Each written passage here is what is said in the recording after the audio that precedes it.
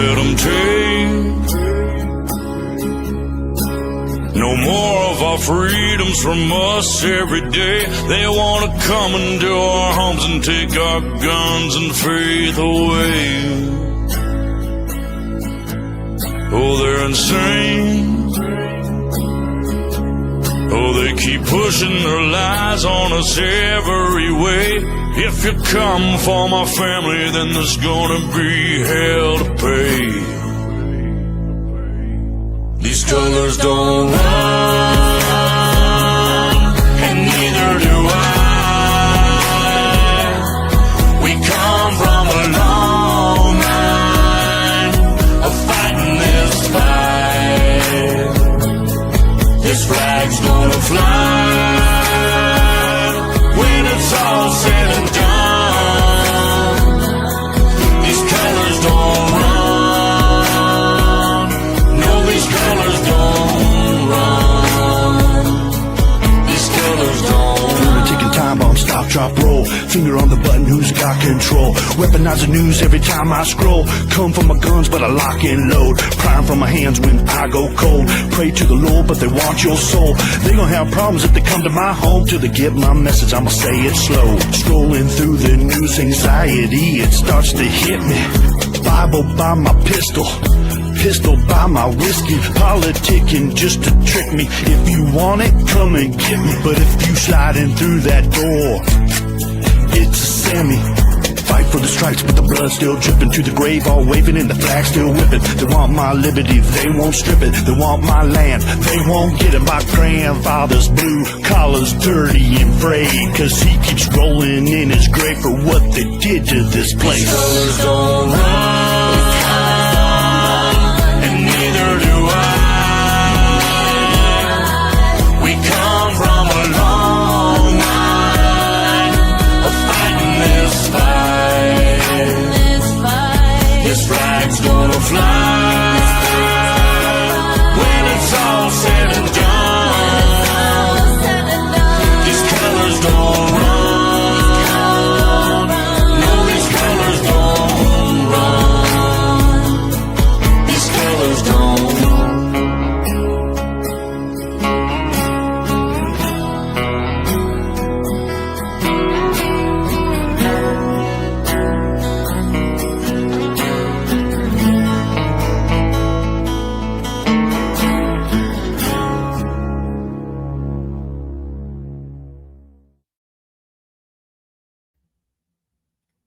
Hey everyone, I made it on time. You believe that?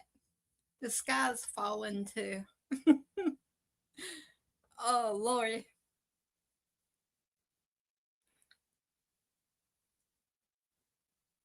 I hope everyone's had a great day. Let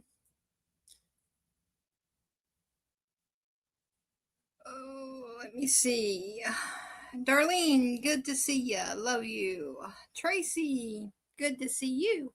Love you. Gator Girl, good to see you and love you. Priscilla, good to see you. My redneck sister, love you. And baby brother Christopher coming in hot. Good to see you. Love you, brother. And then on Rumble, we've got Susan. Good to see you. Love you. And Bitbot. Good to see you. And I love you too. So, we're just a loving family. I tell you. We're the greatest. So, I hope everyone had a great day. I've been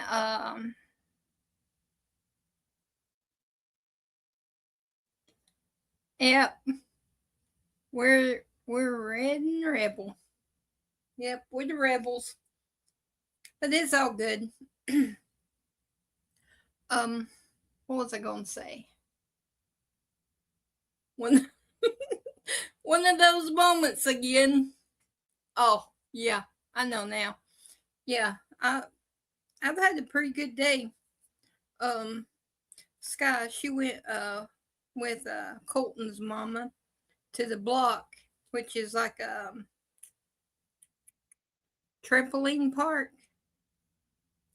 And she was so excited when she come in. She told me I couldn't go because, I'm accident prone. And with tomorrow being the big day, she didn't want me to get hurt. So I was in prison today. I had to stay home all day long. But my dad called me, my uncles, my cousins, all giving me the rules about Charlotte, about holding on to Sky and not letting her go. They worry because they know how bad I hate the big cities. But she's excited. And Amber says, Tina, I don't know how you do it. I said, what do you mean? She said, she's bouncing off the walls. I said, yeah. I said, she's excited. I said, because of tomorrow. And Amber said, well, that's so good y'all get to go for. So it'll be her first one. She's nervous, but she's excited. It's weird how to see her 1 minute she's bouncing off the walls, the next minute she's like, Mama, are we gonna be okay? I said, yeah, we're good. We got God and all of y'all's prayers. So we're good. And then she goes back bouncing off the walls. And she's listened to every Brendan Lake song he's written, sung.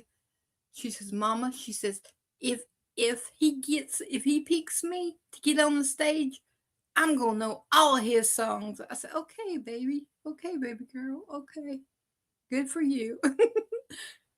I said, this girl is gonna be underneath something hiding.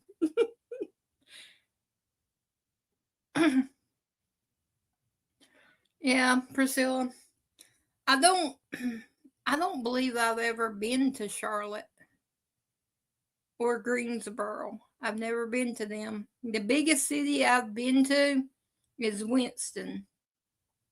And that was enough. I've seen enough there to do me for a lifetime. And Sky's seen enough to do her for a lifetime, which y'all know the stories. I've told them. But,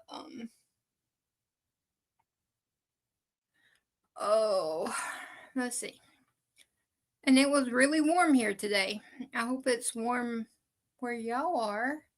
And sun shining, no storms. Everything is good and great this day. I hope, pray. And I got a message too from our sweet Betty. Our prayers have been answered. Aaron, her son's job is safe. So he doesn't have to worry about it right now, but you know how them companies are. So we'll just keep him still in our prayers that he's going to stay good. All right. Yeah, praise the Lord.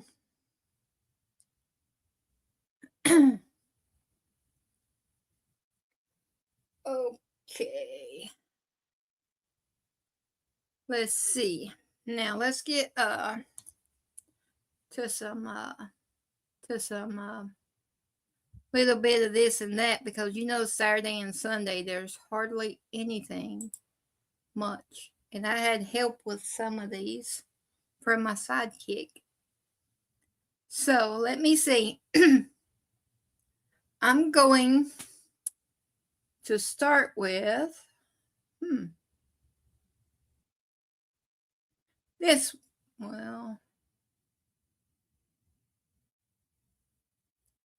with this one.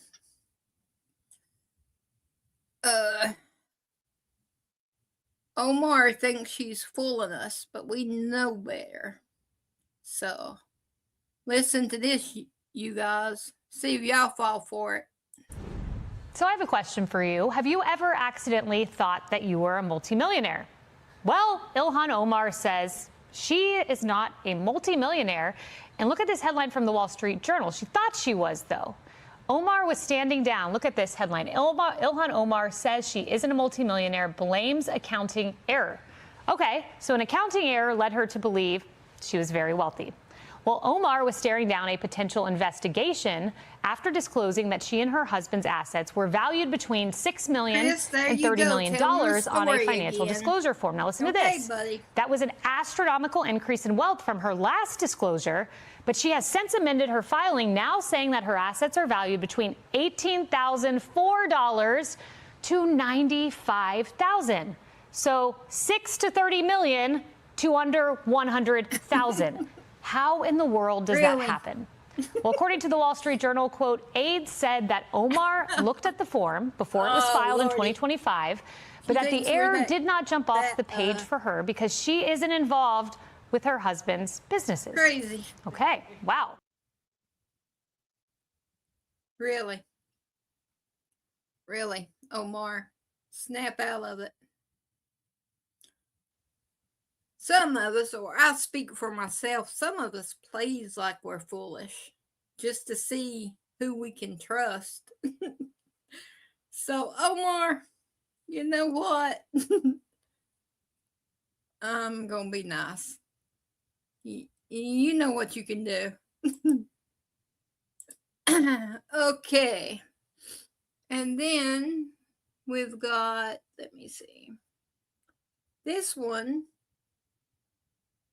was sent to me, and I wrote, God showing an astronaut named Reed Wiseman that he, meaning God, is real. Listen to his story while he was going around the moon. I'm not really a religious person, but there was just no other avenue for me to explain anything or to experience anything. So I asked for the chaplain on the Navy ship to just come visit us for a minute. And when that man walked in, I'd never met him before in my life, but I saw the cross on his collar, and I broke down in tears. It's very hard to fully grasp what we just went through. And in these short, you just said it's been a week since we've been back, but it's been a week of medical testing, physical testing, doctors, science objectives. We have not had that decompression. We have not had that reflection time. So I'm basing this on what we saw. And when the sun eclipsed behind the moon, I think all four of us, I turned to Victor and I said, I don't think humanity has evolved to the point of being able to comprehend what we were looking at right now, because it was otherworldly and it was amazing. The only thing I would add is that beautiful thing. First of all, thank you for sharing that. That was a really special moment. I was in the bed right across when the chaplain came in, and the only thing I would add is I am a religious person, but everything else is the same. There is something in there, and as we start to process, I'll have to tell you next week, but haven't had a chance to really unpack it all yet.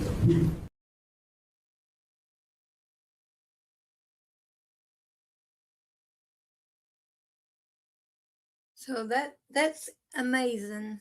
Thank God. Maybe his heart is opened up to believing in God. Maybe. One at a time. It took going to the moon, circling it, but God always has a plan.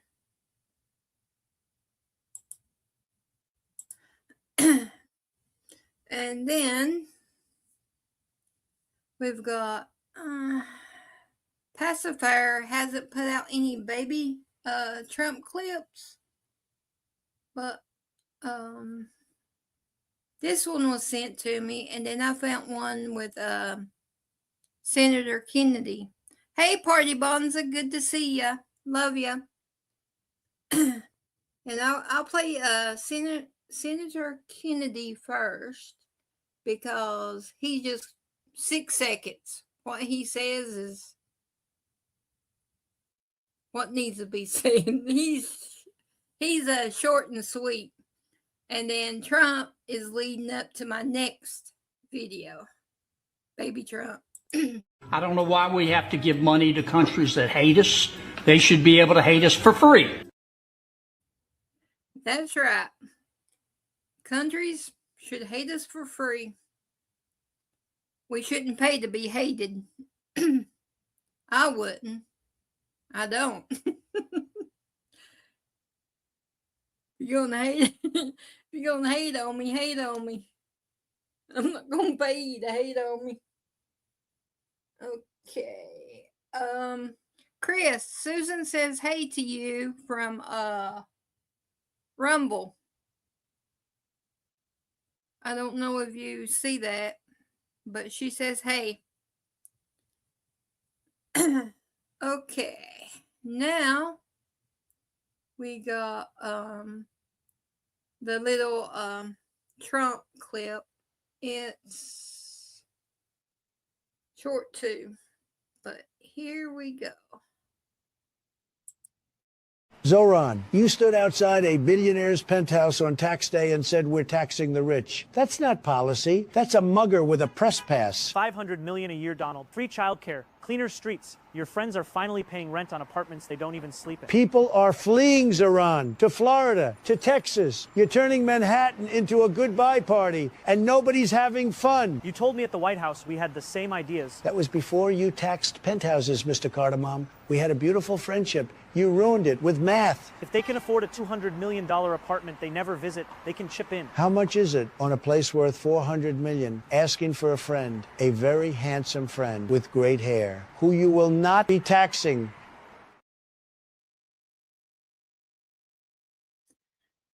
Oh.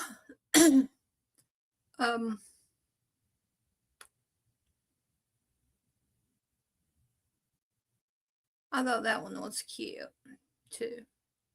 Okay, now that one leads us into this one because Johnny boy went on the streets of New York and he was asking them what holiday it was. Hey SL, good to see you. Love you. So Johnny boy here, he went to the to the big city of New York, out on the streets, and you know he runs into all different types of people. And he asked them what was the holiday, and it was tax day, the last day to send in your taxes or fill them out or whatever you do, how you do it. Some just skip them. I wouldn't advise that because they'll come looking for you, but some people do. But here's Johnny. Today was tax day. So we sent Johnny out to make sure you paid Uncle Sam. Do you know what today is? April Fool's Day? Your birthday? Today is the 15th. Today was Hump Day? Holiday for some group of people. What type of people? For Jewish people? Not Jewish people. Greek? It's for the taxpayers. It's tax day. Tax day. Yes. Where they take all our money again. Is tax day a good day or a bad day for you? It's a horrible day for me. I'm still broke after I done got that money. I get free money. Who gives you free money? The government? Did you pay your taxes? I did pay my taxes. I sure did. I don't kiss and tell. Not yet. Not yet. Well, we're waiting. How much did you pay? I sold a couple of properties last year, so unusually high. I will not accept this life, and neither should you. How'd you file? My coworker did it for me. You couldn't do it yourself? What do you mean? Do I look like I do taxes? The government gonna have to wait another day. Give me an extra day. Are you afraid the IRS is gonna come after you? There's nothing much they want to take. What they want to take? My shoes? True. What did you spend your refund on? I got a voice lesson. Shoes. And a handbag. One day I'm gonna open a salon. Oh, good. I can have my hair properly cut. Should we raise taxes on the rich? Tax them. There's so many loopholes that make it so that the wealthy pay less. Did you take advantage of those loopholes? Of course. I absolutely used it, and so did Warren Buffett, and so did George Soros. Should we pay more taxes or less taxes? Less. Less taxes always. I don't mind paying the taxes if I get better services. Zoran is the mayor here, and he wants to do free buses. Is that a good idea? The dumbest ideas I've ever heard in my life. I hope he does. Free bus, yeah. Do you know who's going to pay for the free buses? The mayor. You, the taxpayer. Oh. Not me. Us. Joe Biden spent some taxpayer dollars on Somalis to open daycares. Is that a good use of money? I don't understand why that would be a bad thing. Yeah, it is. Yeah, it is. Yeah. Any cause that's for the children is a good cause. Actually, there were no children in those daycares. Really? This feels like a political right-wing propaganda thing I don't want to be a part of. Goodbye. That is horrible. That is called piracy. Yeah, the Somali pirates. Yeah, they need a logo on the jersey for that. In California, taxpayer dollars are going to illegal immigrants who are transitioning to get breast implants. That's not a good thing. We about to die. We about to go to war. You know, who's worrying about implants? I actually don't necessarily believe that that's true. You can't handle the truth. President Donald Trump wants to cut your taxes, and the Democrats, they just want to keep spending on stupid stuff. Who are you for? I'm not for the Democrats. You know, I am not. If they want to say I'm a black Republican, yes, I'll be a black Republican. MAGA has held him up as though he's some kind of god. I don't think he thinks he's God. Oh, right. He thinks he's a doctor. Guess who I am sitting here dressed as? I'm not going to guess. You could tell me or I will hang up. I will give you a hint. His last name is Christ. Do you know who I am? Not really. Here's Johnny. Oh, hey, Johnny, here we go. So, I like watching Johnny because he makes me feel a little smarter with some of the people he talks to. I don't feel left out. Because all of y'all are smart and intelligent. And here I come up running it behind. Let's see. Let me see. Oh, did y'all hear about Todd Lyons stepping down? I got a little clip of it. It should put us close to the national anthem.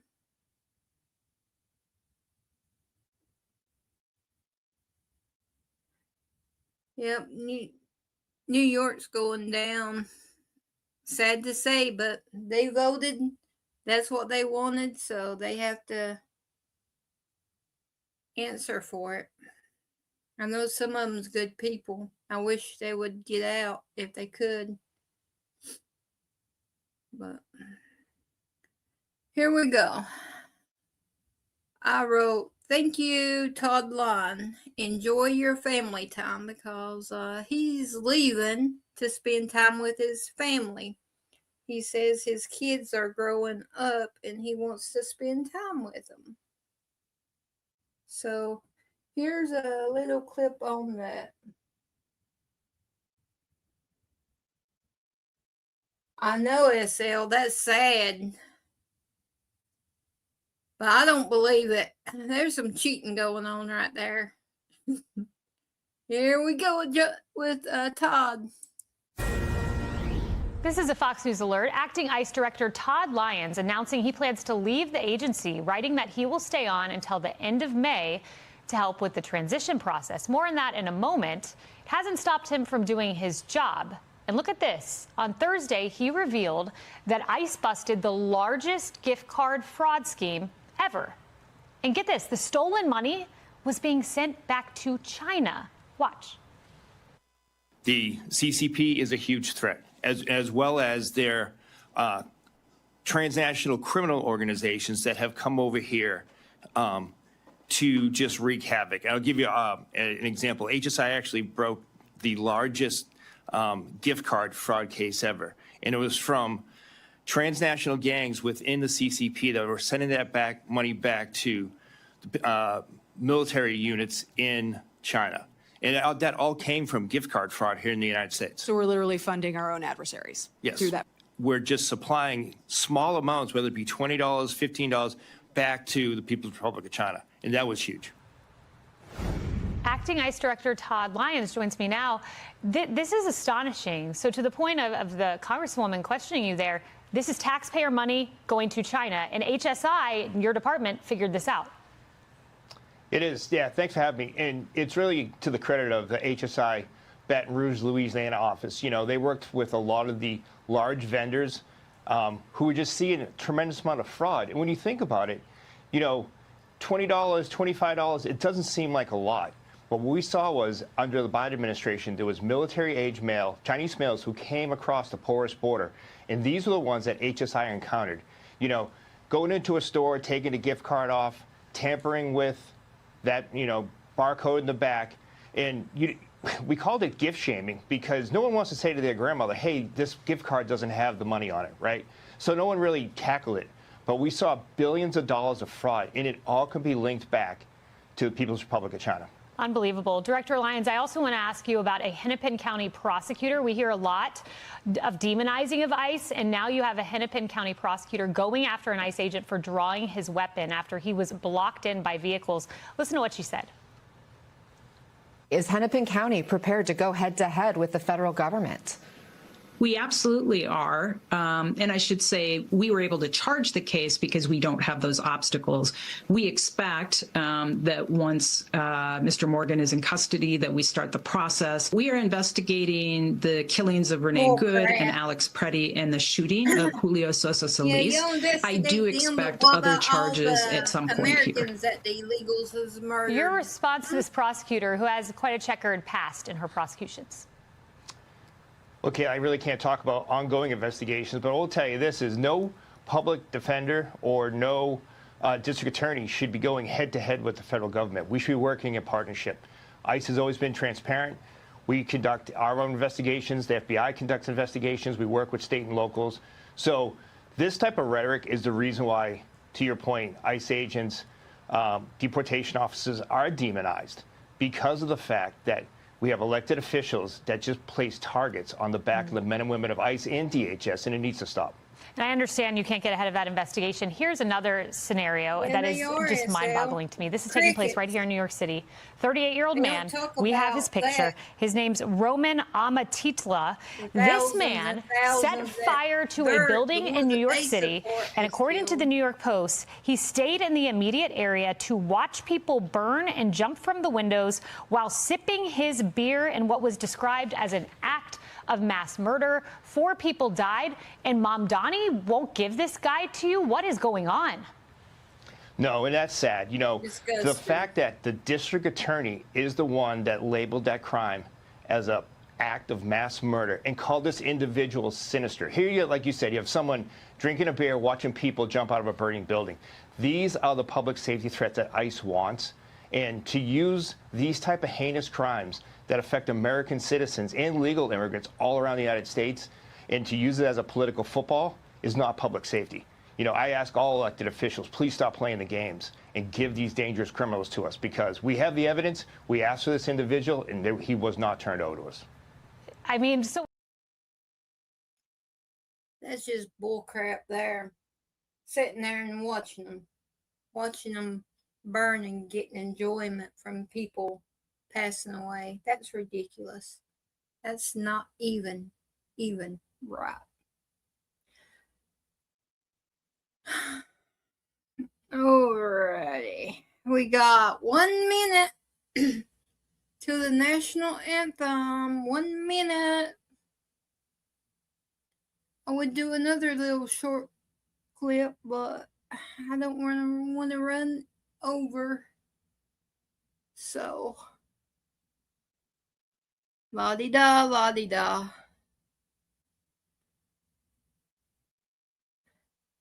Yeah, I heard there was a big J6 wedding in Florida. 3, 2, 1.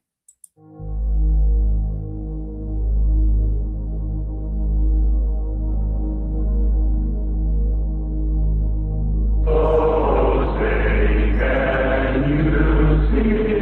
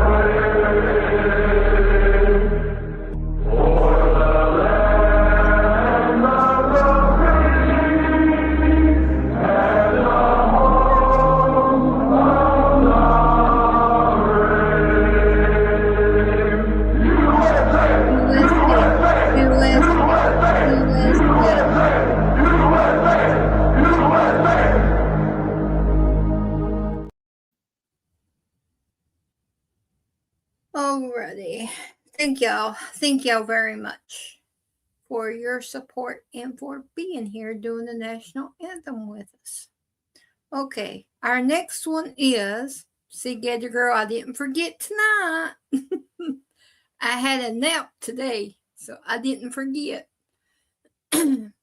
We got the our American soldiers, our heroes that gave the ultimate sacrifice. So here we go.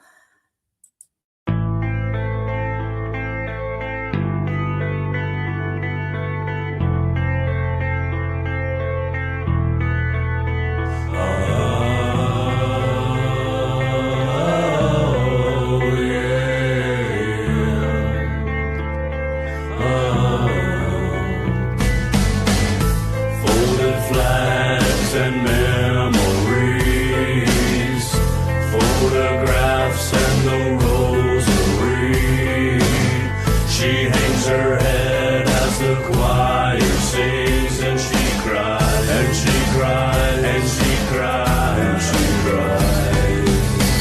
'Cause her family was waiting at home and was praying for him to survive. That folded flag that she now owns, she holds it close tonight. Shots ring out, another angel cries. Open up the gates when he arrives. As he fell to the ground, there was no fear in his eyes. They'll bury him before they bury his bride. Yeah, this is for my people that are fighting. Rest in peace, heroes. Thank you for your service. And then we got one more. The lives that was stolen. Some of them. We don't have the full list. Still waiting on the White House to make another updated list of the lives that's been stolen by the illegals. I said illegals, not legals, illegals. So don't mix my words up, my friendly trolls. Okay, here we go. Rest in peace.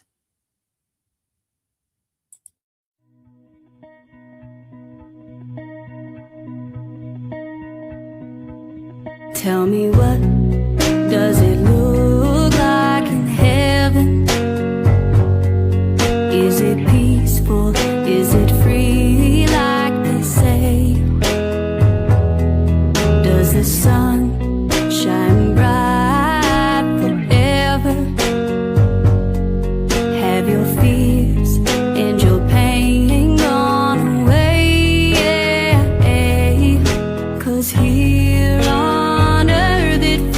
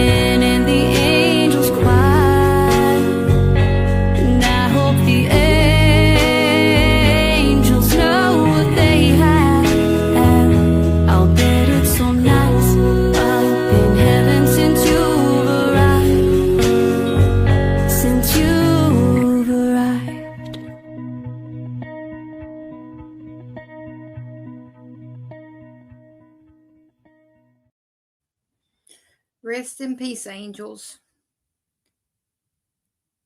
None of y'all are forgotten. And I'm praying that God wraps his arms around each and every one of the family members.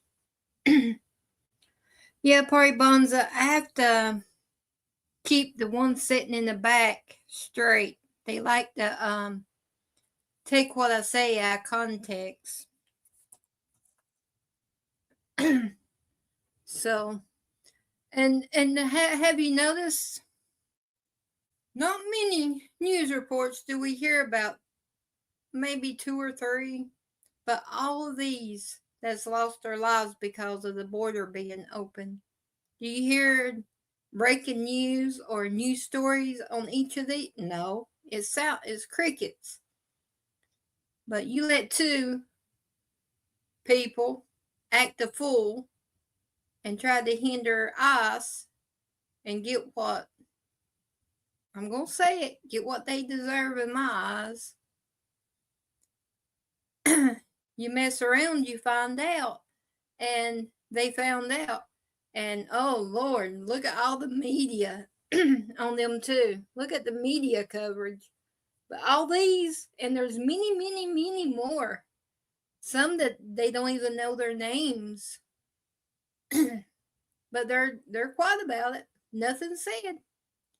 It just burns me up.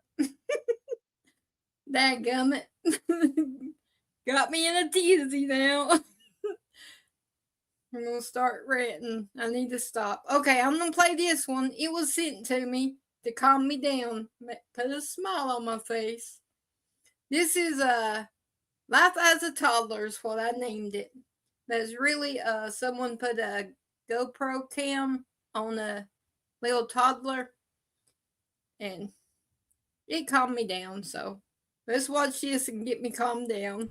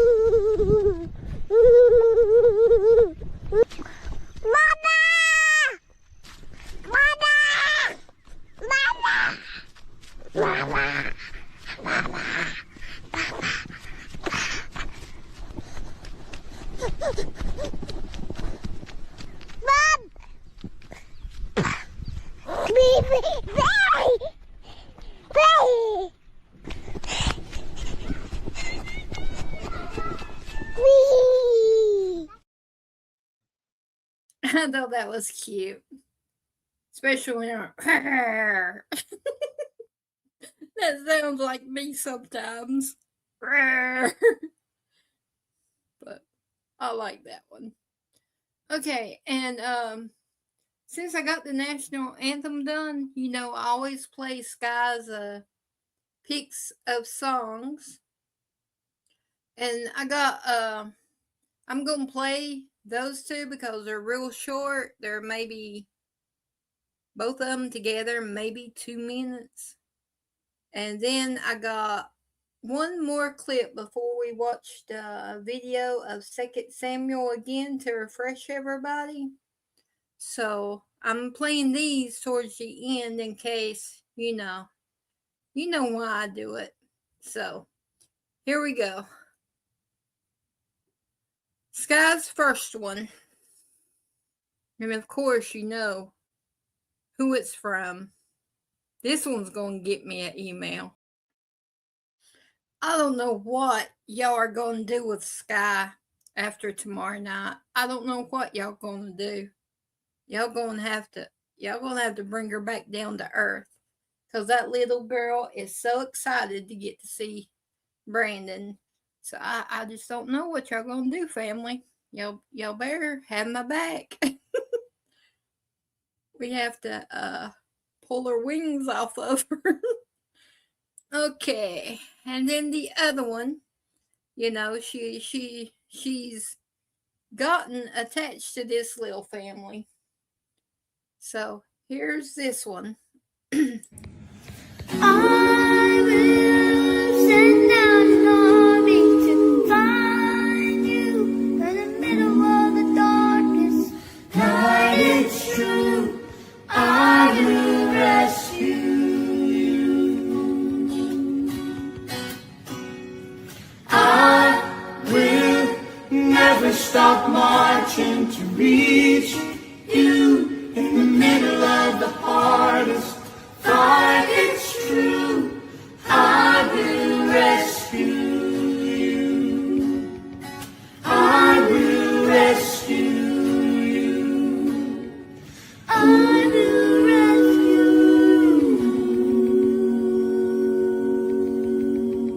you.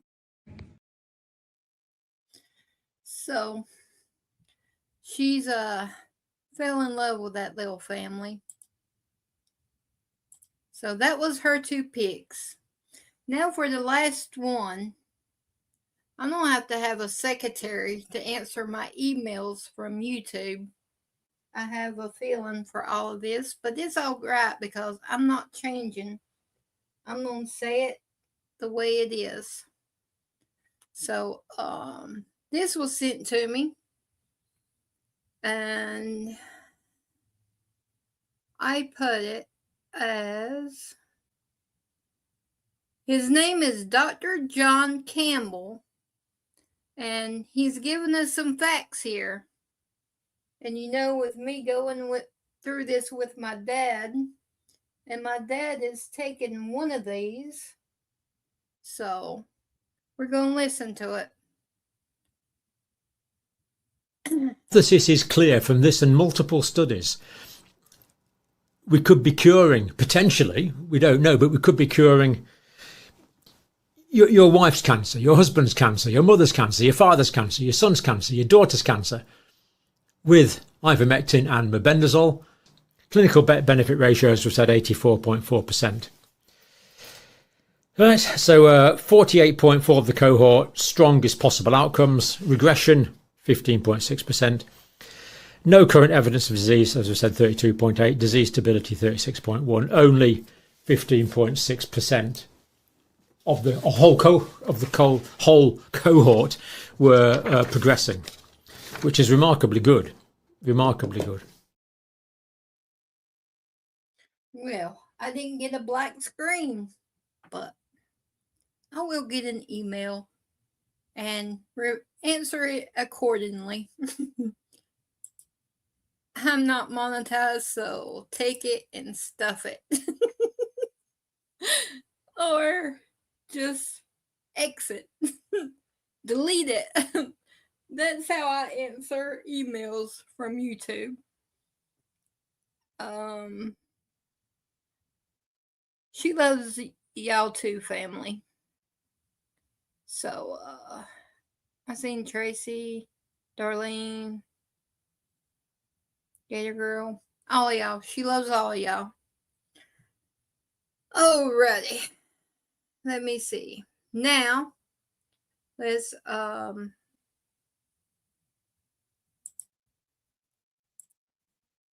okay. Now let's get the video showing again, and then we'll start the trivia. Chris, pay attention this time and leave my cockeyed Mountain Dew alone. You hear me? Don't start nothing, they won't be nothing.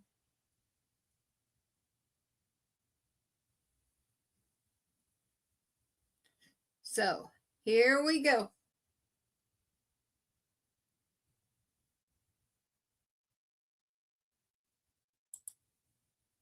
The book of 2 Samuel.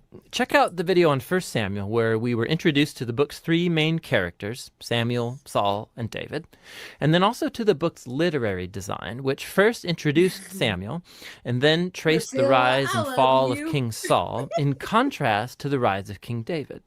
2 Samuel tells the story of David as Israel's king, and in 2 movements. There's a season of success and of blessing, followed by a huge moral failure and then its sad consequences. And then the the book ends with this well-crafted conclusion that reflects back on the good and the bad in David's life, generating hope for a future king to come from his line. So 2 Samuel picks up after Saul's death, and David surprises everyone by composing this long poem where he laments the death of the very man who tried to murder him.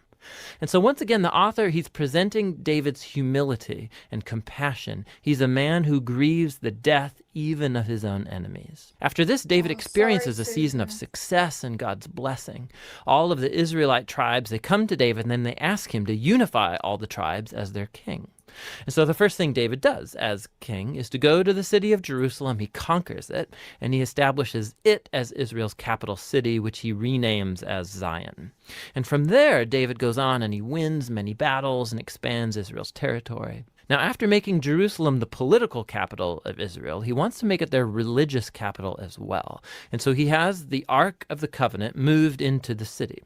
And then in 2 Samuel 7, he tells God, now that Israel has a permanent home, he thinks that God's presence should also get a permanent house. So he asks if he can build a temple for the God of Israel. But God says to David, thank you for that thought, but actually I'm going to build you a house, a dynasty. Now, 2 Samuel 7, this is a key chapter for understanding the storyline of the whole Bible, because God here makes a promise to David that from his royal line will come a future king who's going to build God's temple here on earth and set up an eternal kingdom. And it's this messianic promise to David that gets picked up and developed more in the book of Psalms and also in the books of the prophets. And it's this king that gets connected to God's promise to Abraham. The future messianic kingdom will be how God brings his blessing to all of the nations.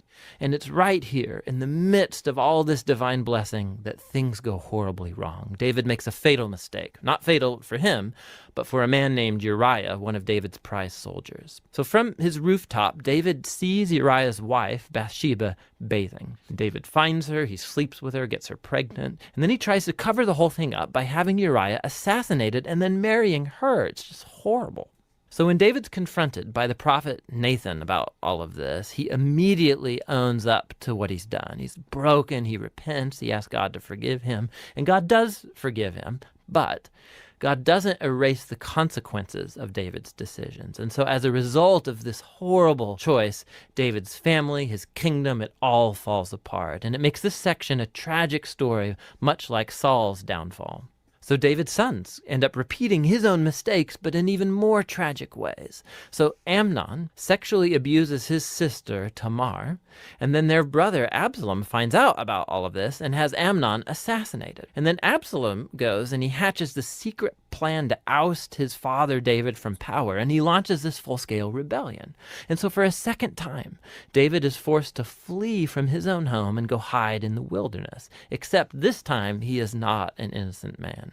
The rebellion ends when David's son is murdered, and it breaks David's heart. And so once again, he laments over the very man who tried to kill him. David's last days find him back on his throne, but as a broken man, he's wounded by the sad consequences of his sin.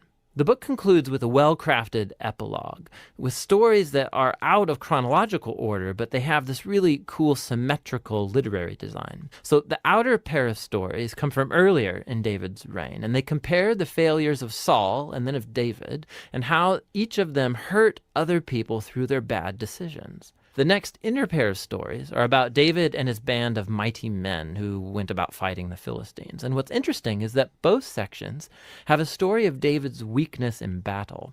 So in contrast to the victorious David of chapters 1 through 9, here we see a vulnerable David who's dependent on others for help. The center of the epilogue has two poems that act like memoirs, and David reflects back on his life. And he remembers times when God graciously rescued him from danger. And he sees these as moments where God was faithful to his covenant promise to him and to his family. Both poems conclude by looking back onto the hope of God's promise of a future king who will build that eternal kingdom. Now these poems and then God's promise also connect back to Hannah's poem that opened the book. And so these key passages from the beginning, now the middle, and the end of the book bring the book's themes all together. Despite Saul and David's evil, God remained at work, moving forward his redemptive purposes. And God opposed David and Saul's arrogance, but he exalted David when he humbled himself. And so the future hope of this book reaches far beyond David himself. It looks to the future, to the Messianic King who will one day bring God's kingdom and blessing to all of the nations. And that's what the book of Samuel is all about. There's so much information in a book, it's hard to keep it all straight. Alrighty. Oh. Whoop. I about messed up there. Okay. Oh, you're welcome, Priscilla. You don't need to thank us. We're glad that you're here with us. You're part of our family. Every one of y'all we're a big family. And I thank each and every one of you for being here. Okay, now let's get the quiz on, the trivia on. Let me grab it real fast.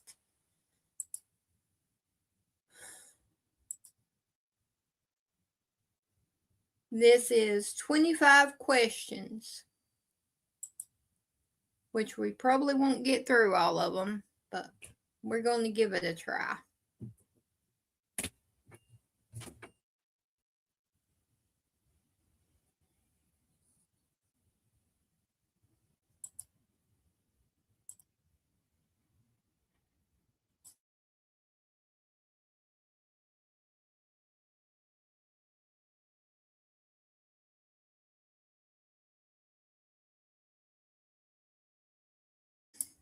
Hold on just 1 second. I'll be right back.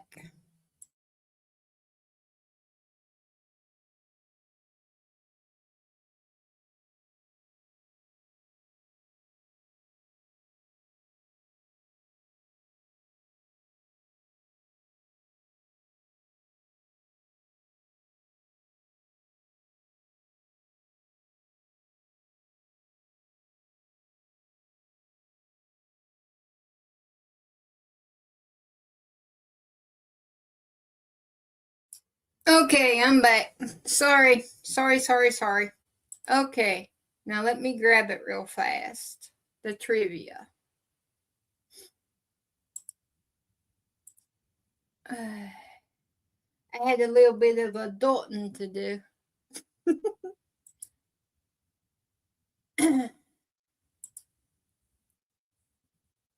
Alrighty. I told y'all she's bouncing off the walls. Y'all ain't listening to me.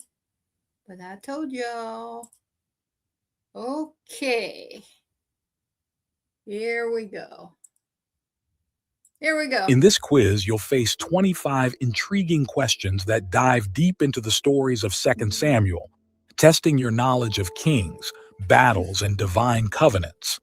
If you're ready to explore the legacy of David and the complexities of his reign, join us on this exciting journey. Before we begin, don't forget to like, share, and subscribe to our channel for more biblical quizzes and insights. Let us know your score in the comments below. Let's get started. Question 1. Which of David's wives despised him for dancing before the Lord? A. Abigail. B. Michal. C. Ahinoam. D. Bathsheba. C. I don't know. You get 10 seconds. Alrighty. The way he pronounced C was I don't know. I don't know. I don't know. That's what I would say. Yeah, we were. Yeah. Okay. No, I'm listening. Go ahead. No, I said that's the way I would pronounce it, but it's not it. So no. No, it's not. No. We're all in on Rumble. You're all in? Okay. We're all in. Gator Girl coming in hot with a B. Priscilla with an A. Christopher with a D. Party Bonza with an A. Tracy with a B. Darlene was coming in with a B. Terrible with the hints.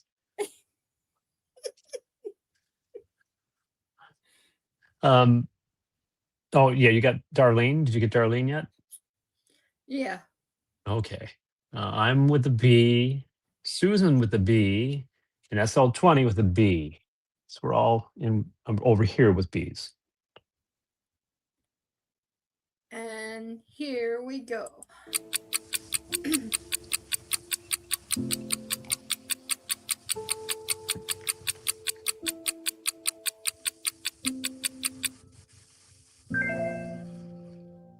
Boom chakalaka. That's B, Michal. In 2 Samuel chapter 6, verses 16 to 23, Michal, Saul's daughter and David's wife, looked out from a window and despised David as he danced with abandon before the Lord while the Ark of the Covenant entered Jerusalem. She criticized him for what she considered undignified behavior for a king. David, however, defended his worship, emphasizing that his joy and humility were in honor of the Lord who had chosen him. Question 2. What was the name of Bathsheba's husband that David had killed? A. Joab. B. Abner. C. Eliab. D. Uriah. You get 10 seconds. Oh no.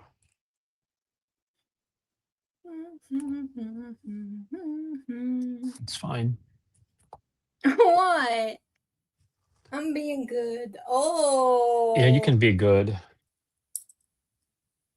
Ugh. We're in. Two of us are in. Oh, y'all been studying, I see. I listened again a little bit. I put it on last night when I went to sleep, and I listened again a little bit, a couple chapters this morning, but yeah. Looky here. Party Bonza coming in with a D. Gator Girl with a D. Priscilla with a D. Christopher with a D. Tracy with a D. And Darlene with a D. So you know I'm taking D. Yeah, and I'm with a D. Susan has a D. And SL20 with a D. I didn't get a nap today. I'm going to fall asleep. Oh. No, I'm good. I'm good.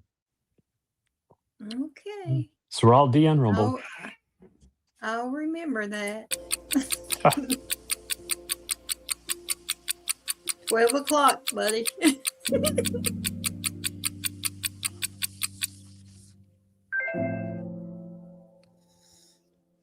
That's D, Uriah. After David committed adultery with Bathsheba and she became pregnant, David arranged for Uriah to be placed in the front lines of battle, ensuring his death. This act of betrayal and murder brought severe consequences, as God confronted David through the prophet Nathan, leading to repentance but also lasting turmoil in David's household. 2 Samuel chapter 11, verses 1 to 27. Question 3.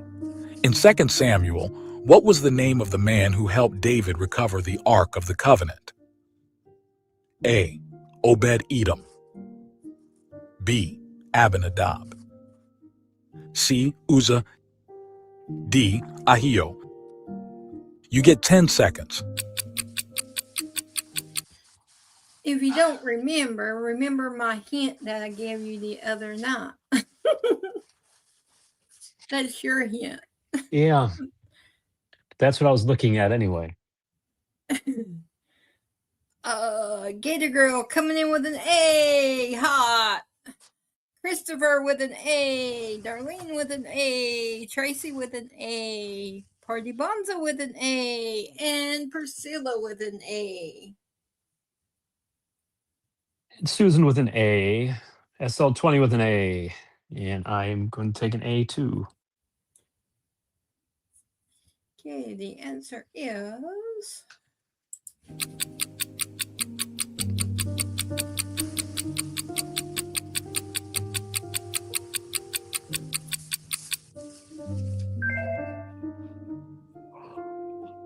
That's A, Obed-Edom.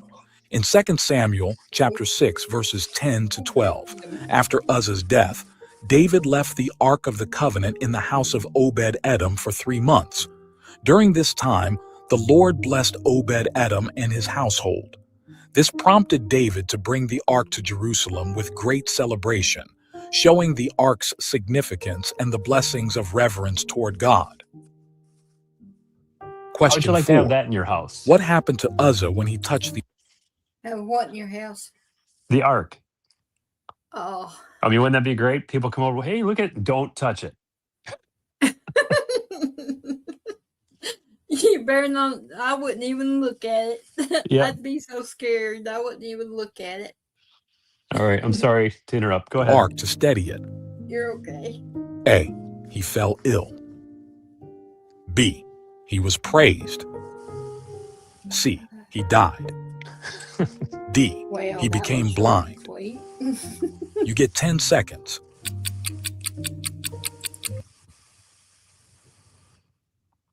Well, let's see who's coming in. Ooh. Ooh. What y'all wiggle? They look the same as YouTube. I know. Everybody said, I'm just going to say, everybody see. There you go. Okay, your turn. No, everybody see. I thought I was saying we got the same as YouTube, so everybody see. See.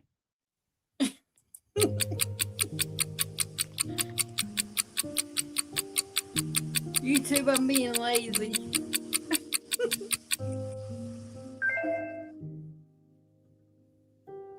That's C, he died. When the oxen pulling the cart carrying the Ark of the Covenant stumbled, Uzzah reached out to steady it and was struck dead by God. His death was a sobering reminder of God's holiness and the strict instructions regarding the handling of the Ark, emphasizing that human actions, even with good intentions, must respect God's commands.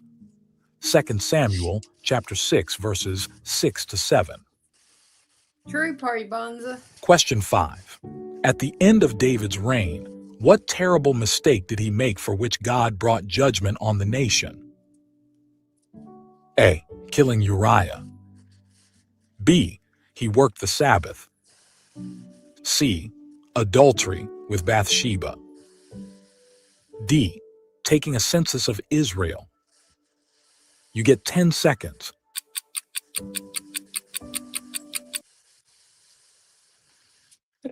Let's see.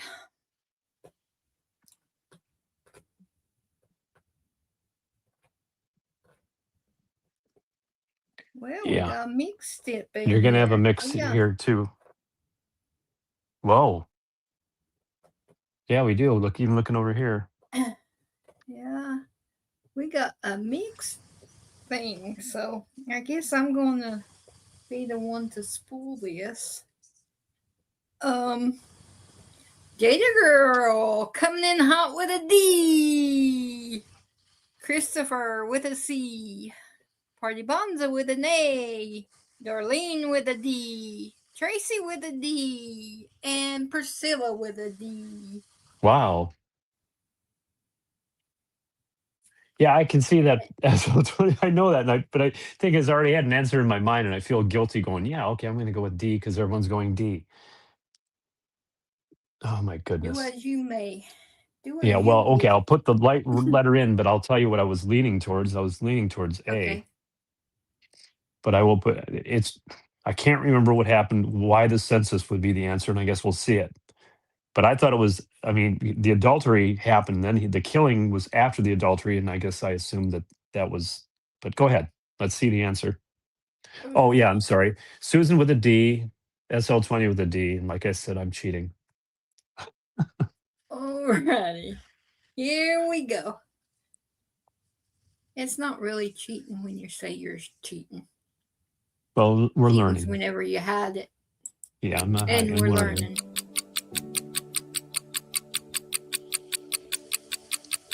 CSL 20, it Sheila pays to loves that read. name. That's D, taking a census of Israel.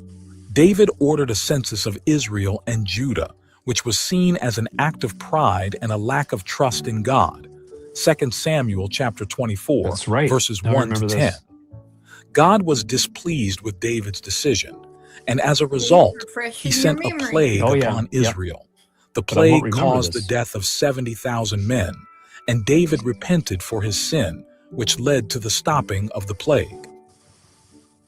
Friendly reminder, subscribe now to keep up with the latest updates and exciting content coming your way.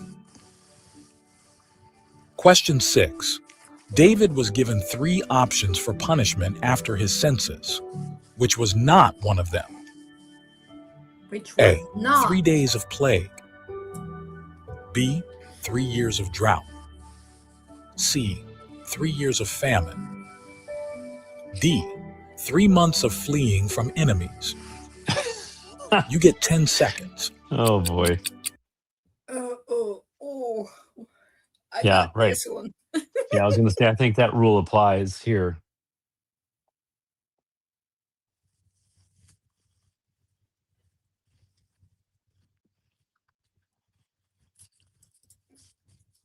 Whoa. That's true. Okay. I'm wrong on this one too, but I'll stick with it. Okay. Let's see what they got. Yeah, see, I'm Christopher with wrong. a C. Gator Girl with a C. Party Bonza with a C. Tracy with a C. Darlene with a C. Priscilla with a I'm going with a B. Oh, okay. I think it's B. SL 20 with a C. Susan with a Susan. Okay, Susan wants to go. Which one, Susan? Tell me which one. I'm going with D. But you want to take C? Okay, well, I'll give Susan C. Question mark. So let's go. I'm the only one with a B. Yeah, I think I'm the only one with a D. And I'm wrong. So let's go. Here we go. Sounds right. B, Priscilla said. Priscilla swung over here with me. Well, that's pretty extreme. I mean, 3 years of anything. But I mean, Yeah, but you got to think about it. It's which was not one of them. right. That's B, 3 years of drought. 2 Samuel chapter 24, verse 13. After David sinned by conducting a census, God, through the prophet Gad, offered David 3 options: 3 years of famine, 3 months of fleeing from his enemies, That's what or this 3 is days for, of Gator plague. Girl, to David chose remind the us, plague, refresh our trusting memory, God's mercy and rather than learn. human cruelty. This event Ah, highlights the that makes consequences sense of right there. disobedience, but also God's ultimate compassion. It still you killed did- 70,000 people in 3 days. I mean, it's like, it still was a pretty tough plague for 3 days. Yeah. Yep. I'm sorry. I'll shush. No, you're okay. You're okay. Gator Girl said she remembers now. Yeah, That's reading okay. that, I remember. We just refreshing and remembering and learning. Here we go with number 7.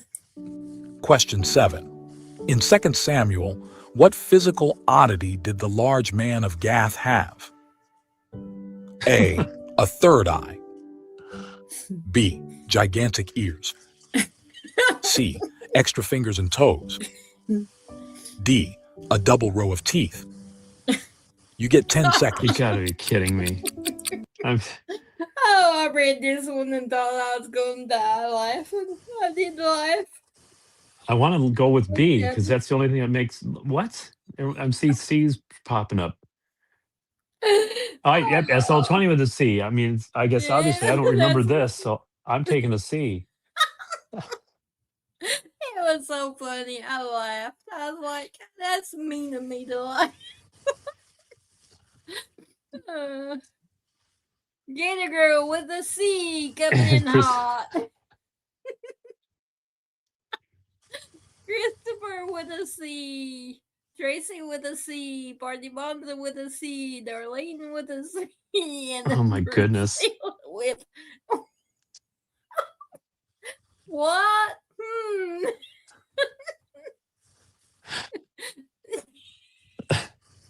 All right, SL20 with a C. Susan picked C, and like I said, I saw a bunch of them, so I picked C. I'm reading people's papers, so let's go. I've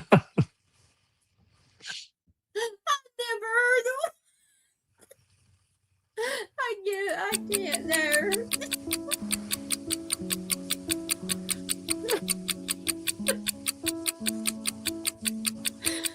Oh, Priscilla, I love you. That's C, extra fingers and toes.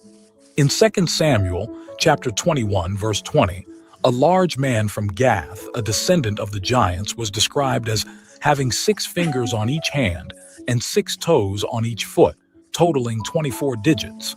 Despite his intimidating appearance, he was defeated by one of David's warriors, demonstrating God's power over formidable foes. Question 8. What is another name for Jerusalem, also called the city of David? A. Zion. B. Bethel. C. Jericho. D. Hebron. You get 10 seconds. Watch all of them come flooding in now. Y'all got this one. We got this. It's going to be across the board.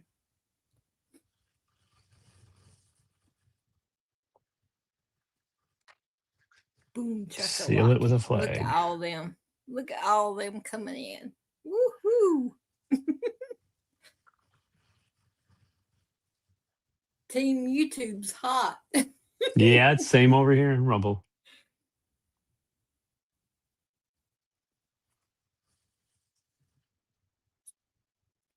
Okay, here we go.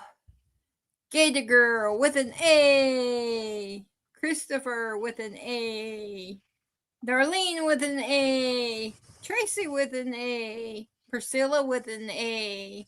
Party Bonza with a B. And SL20 said it right. We have straight A's over here in Rumble. Straight A's. Straight A's. Y'all might win this one, but we'll come back.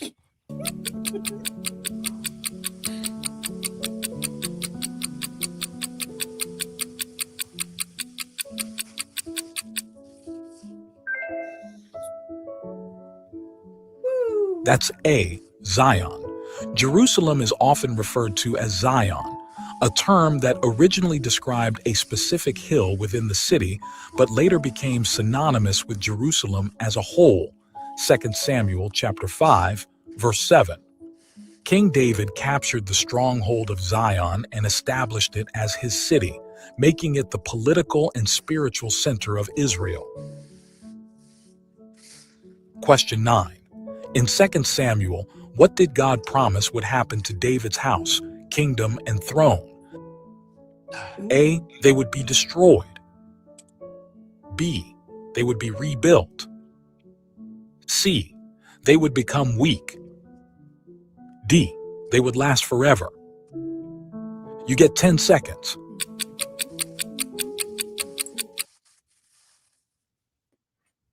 Another good one. Ooh-wee.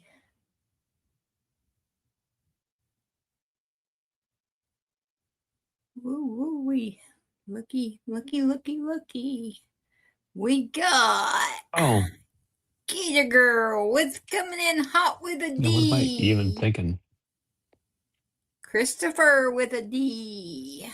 Priscilla with a D. Darlene with a D. Tracy with a D. Party Bonza with a B. And I'm going with a D. And Susan with a D. SL20 with a D. And I'm picking D. The answer is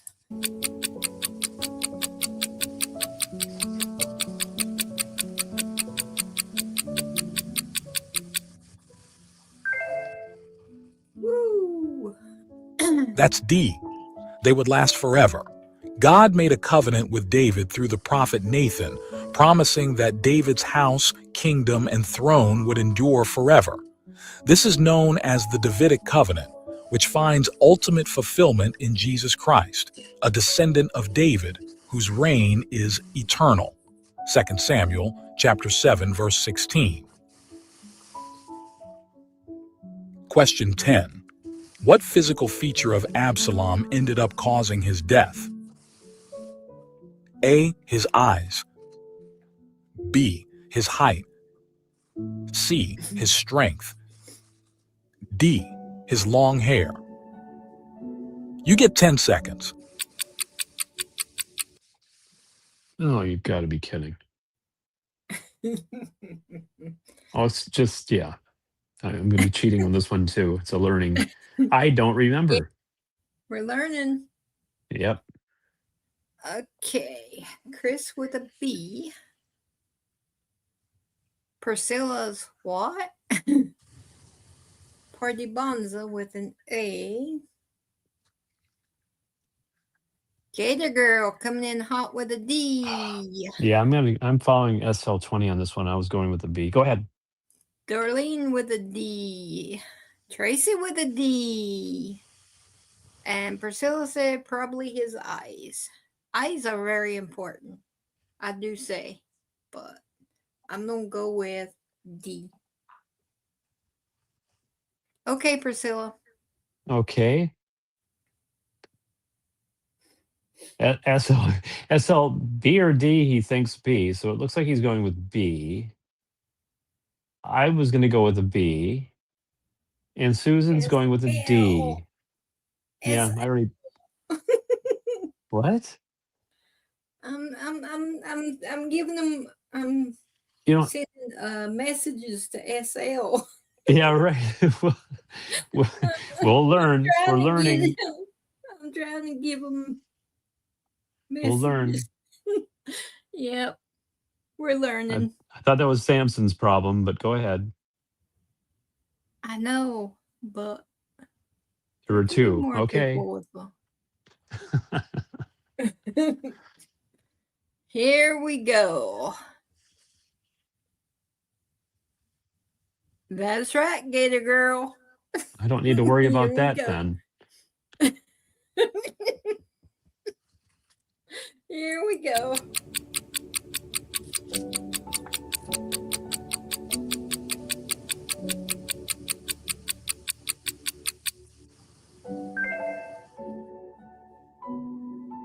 That's D, his long hair. During the battle between David's forces and Absalom's rebellion, his hair got caught in the branches of a tree while riding his mule. Now I remember 2 it. Samuel chapter 18, verses 9 to 15. He was left hanging by his hair, and Joab, David's commander, struck him dead. This event highlights the danger of pride and vanity, as Absalom's physical feature became his downfall. Question 11. What was the subject of the parable Nathan told King David to make him realize his sin? A. Rich man stole sheep. B. Servant betrayed master. C. King betrayed his people. D. Farmer sowed bad seeds. You get 10 seconds.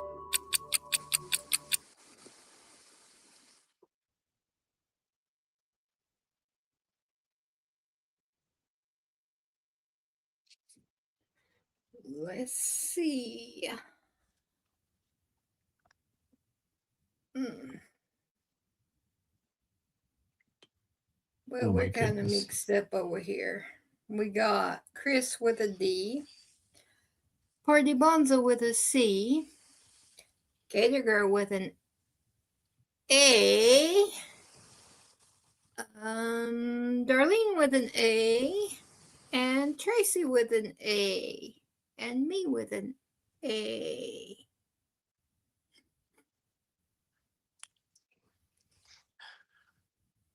Oh, yeah, we're kind of mixed over here too. Susan with an A. I'm with the glancing at other people's papers, A. And SL20 had an early C, C, so C question mark. Yep. Priscilla hasn't got back yet. Maybe she'll catch it before the timer goes out. Off. And Here we SL20 is go. going with an A because, yeah, a lot of sheep stories in the Bible. Go ahead. Yep. And long hair on men. Right.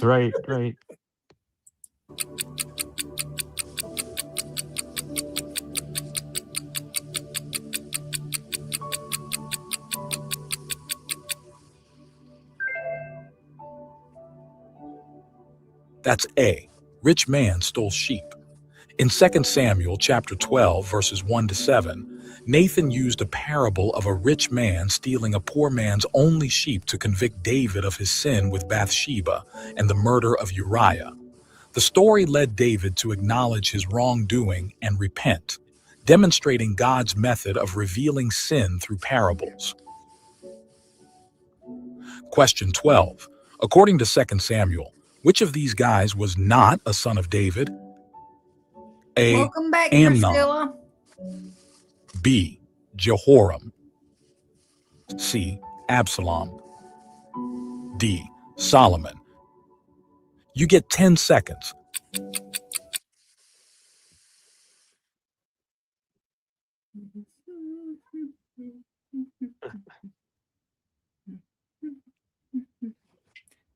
It's pouring down rain, Priscilla. Aw.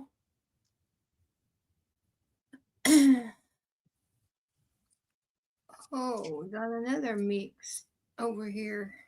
Yeah, so far, straight ticket. We'll see here, Susan. Yep. Okay. We got Party Bonza with a D.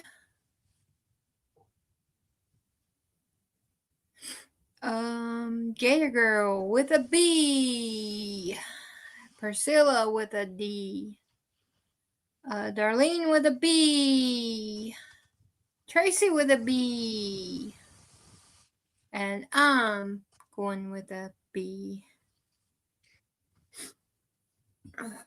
SL20 with a B, Susan with a B, and I picked B. I picked it before you. Yeah, I wasn't paying. I was watching Priscilla. Yeah, if we get rain, I like it when I'm sleeping. I don't like it during the day or evening. I like it when I'm asleep because I don't know what's happening. Chris choose B.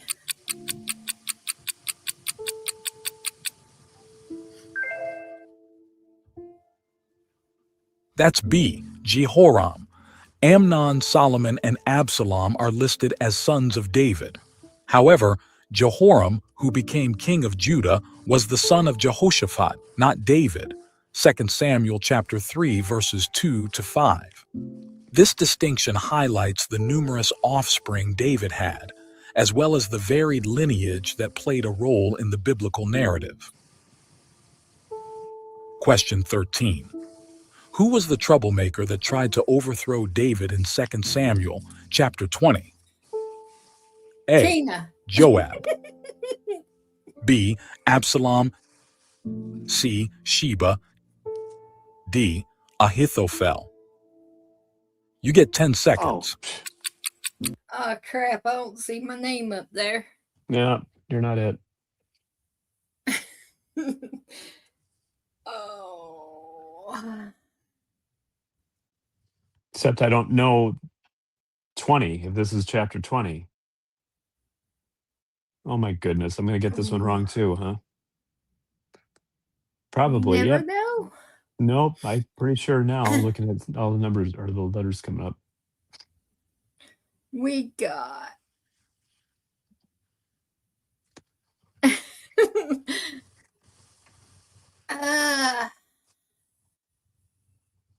it don't say, it just says troublemaker, so I guess relieved from that because it didn't say troublemaker in chat, so I guess that's what cancels me out. Party Bonza. No, I'm not on the list. I'm clear and free of this one.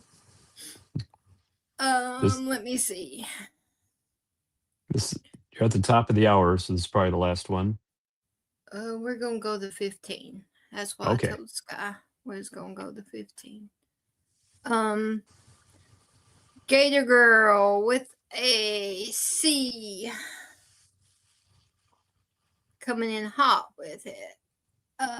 Christopher with a D. Tracy with a C. Darlene with a C. Party Bonza with a C. Sorry, Susan, I think I'm wrong. Priscilla with a C. I'm not changing my answer. I'm going for learning here. I'm coming in with a C. I picked a B. SL20 with a C. And Susan, I think I dragged her down with the B. Woo, SL. He's coming in hot. See, reading pays off. Okay, the answer is. Oh, Tracy said Chris is a troublemaker in chat. Sweetness at my foot, Chris. Baby brother, you keep on.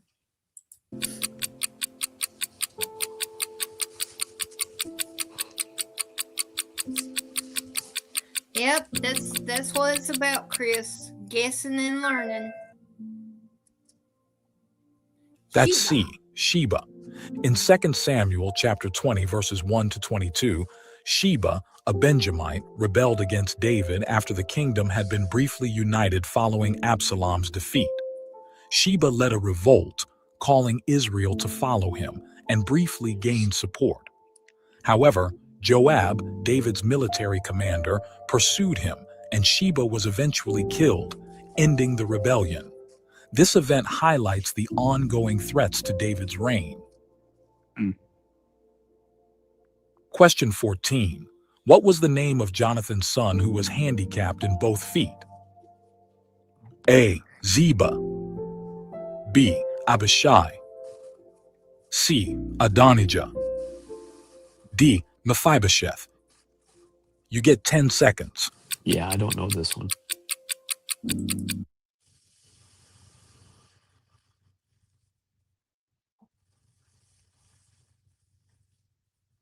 Ooh, looky at Gator Girl.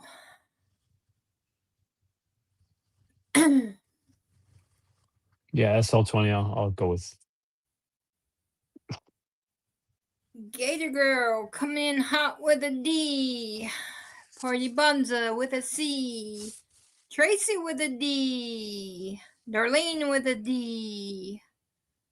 Priscilla with a D. Christopher with a D.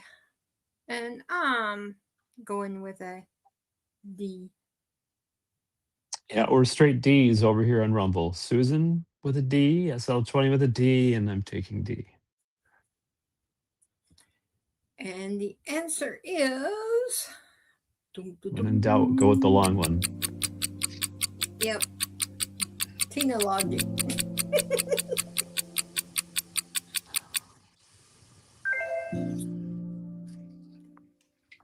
That's D. Mephibosheth.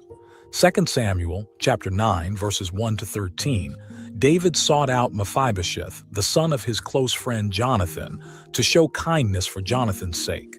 Mephibosheth was disabled in both feet due to an accident as a child. David honored his covenant with Jonathan by giving Mephibosheth land and restoring his place at the king's table, showing grace and loyalty. Question 15. Which of these crimes did Absalom not do during his insane rise to power? A. Kill his brother. Come on, y'all. Let's go out B. with Steal good from the one. treasury. C. Declare himself king. D. Sleep with his father's concubines. You get 10 seconds.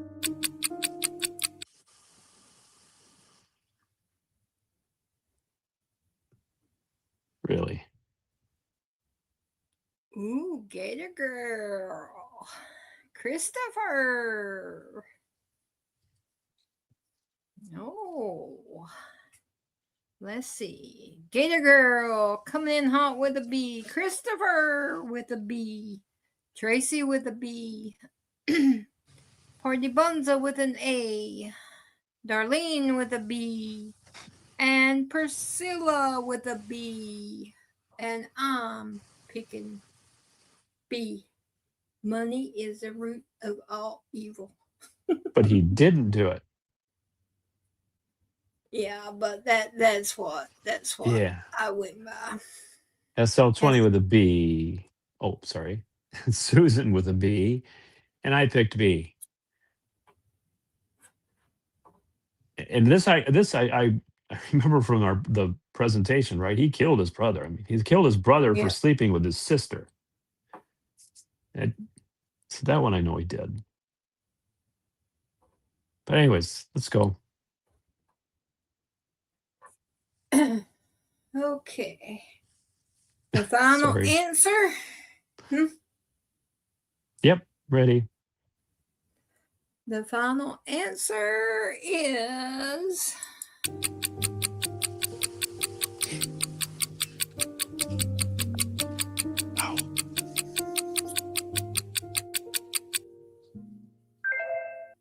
B.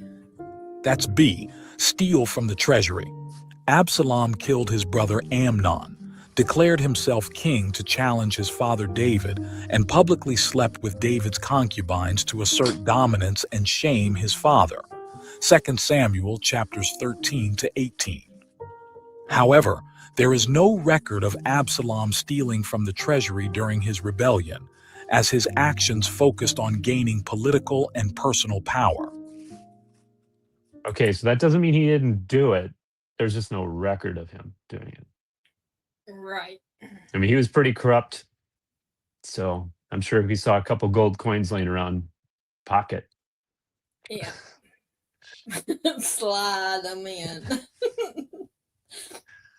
All right, I'm gonna log off. Hear no evil. What's that?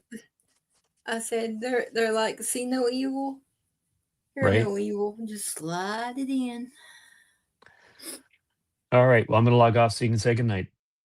All right. Love you. Thank you. Love you too. Yep. Goodbye.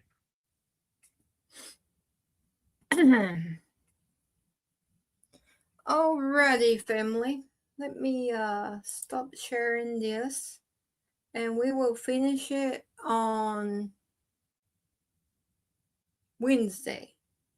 Remember, tomorrow night I will not be on. It's Gator Girl. So everyone go to Gator Girls and support her. And I love each and every one of y'all.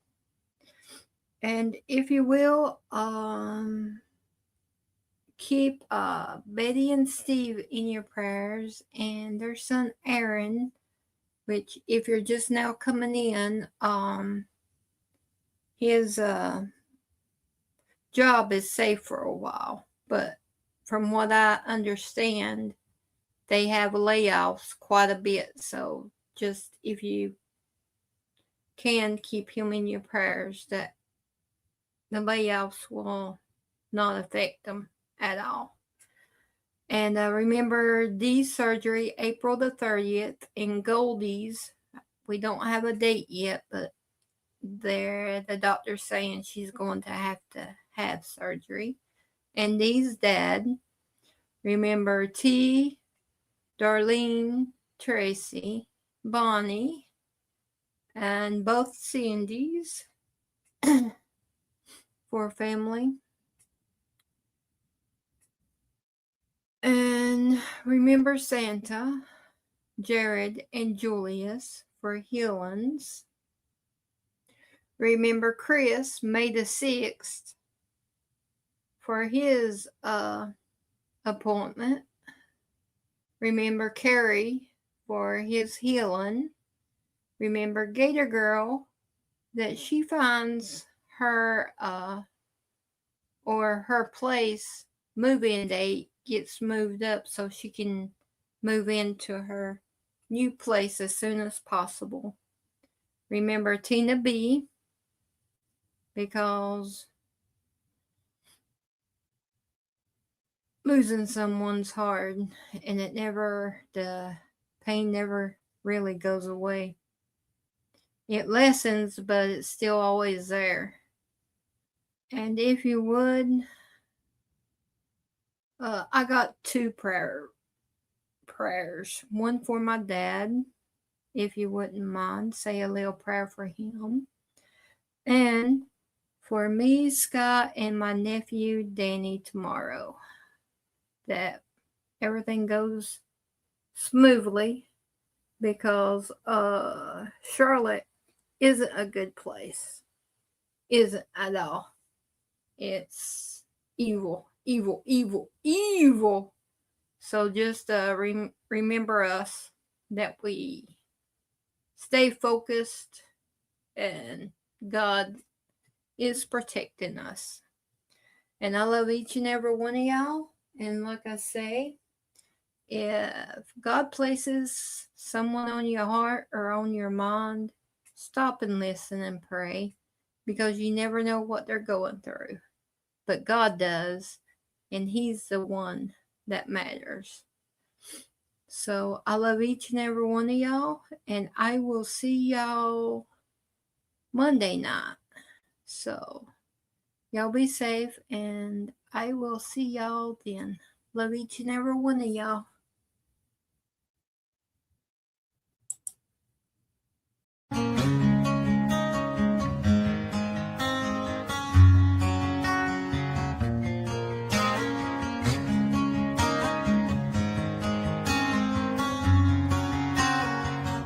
Every step I take, every stride I make, I look around, sometimes I feel alone. Think about this life I live, only so much time to give. I'm on the run into the unknown. The line I'm walking just straight, one outside I say it ain't fun. I'm not here to impress anyone. Chasing dreams ain't always what it seems. We only get one life, sometimes it's hard to see. Making a difference might be my deliverance. When it comes to freedom, yeah, that's where I find it. The hard path in life can be a lonely one. Not too many walk this road I'm on.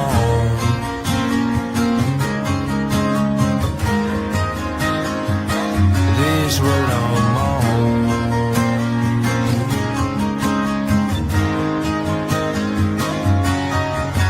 I head down since I left town. Sorry for the letdown. Don't know the next time that I'll be around. When I ask myself why I do what I do, there's a couple reasons, yeah, I can count a few. All the ones that are proud of me, all the ones that doubted me. Thanks for watching my dreams become reality. Chasing dreams ain't always what it seems. We only get one life, sometimes it's hard to see. Making a difference might be my deliverance. When it comes to freedom, yeah, that's where I find it. The hard path in life can be a lonely one. Not too many walk this road I'm on.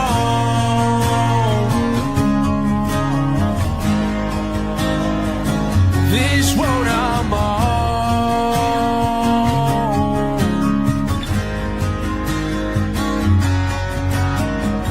Chasing dreams ain't always what it seems. We only get one life, sometimes it's hard to see. Making a difference might be my deliverance.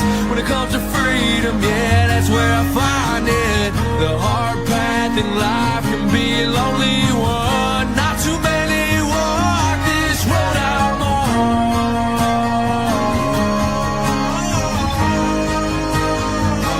This road I'm on.